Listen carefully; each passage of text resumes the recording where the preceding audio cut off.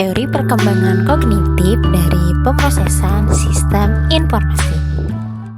Tujuan pembelajaran kita kali ini yaitu 1. Memahami model sistem informasi. Kedua, memahami perkembangan memori dan strategi memori.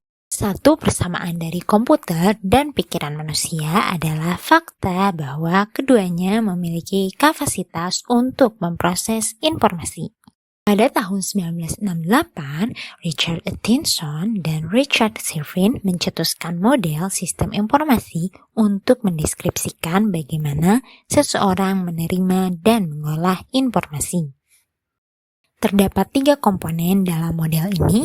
Yang pertama, sensory state atau register. Yang kedua, long term store. Yang ketiga, short term store atau STS. 1. Sensory state atau register.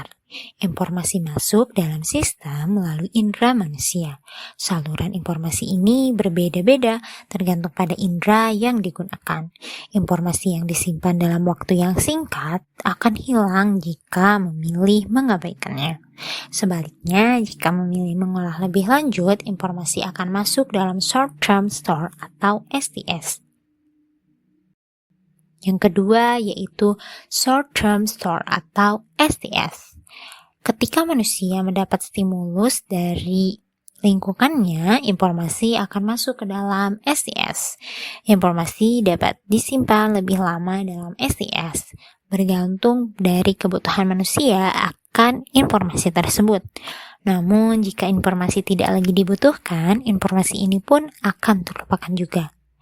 STS disebut juga sebagai working memory karena manusia secara sadar mengolah informasi dalam STS. Yaitu long term store. Informasi yang telah diinterpretasi disimpan secara permanen untuk digunakan pada kemudian hari, termasuk pengetahuan sejauh ini, pengalaman pada masa lalu, dan strategi yang dilakukan untuk menyelesaikan masalah. Inilah multi-store model yang dicetuskan oleh Atkinson dan Shervin.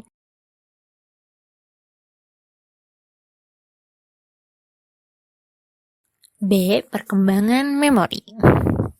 Event memory merupakan memori jangka panjang yang kita miliki dan mudah untuk diingat kembali. Contohnya, apa yang diperoleh sebagai hadiah ulang tahun, pergi liburan, dan apa yang dilakukan dengan teman di kampus kemarin. Memori autobiografi atau memori akan hal-hal yang terjadi pada diri Anda juga termasuk dalam event memory. Adapun strategic memory yaitu proses yang terjadi ketika manusia secara sadar mencoba mengingat kembali informasi yang mereka ciptakan. Contoh, arah jalan ke tempat tertentu dan pelajaran yang akan diujikan besok. Materi selanjutnya yaitu perkembangan strategi memori.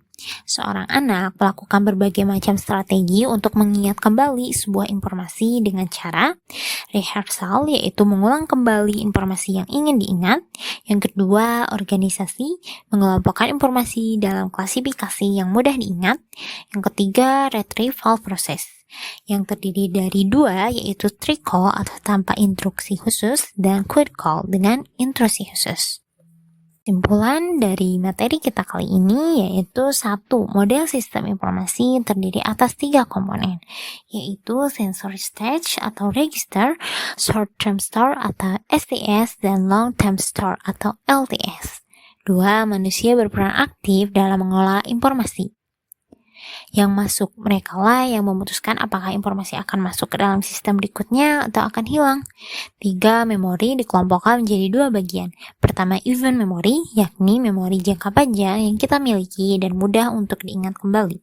Yang kedua, strategic memory, yang merujuk pada proses yang terjadi ketika manusia secara sadar mencoba mengingat kembali informasi yang mereka ciptakan.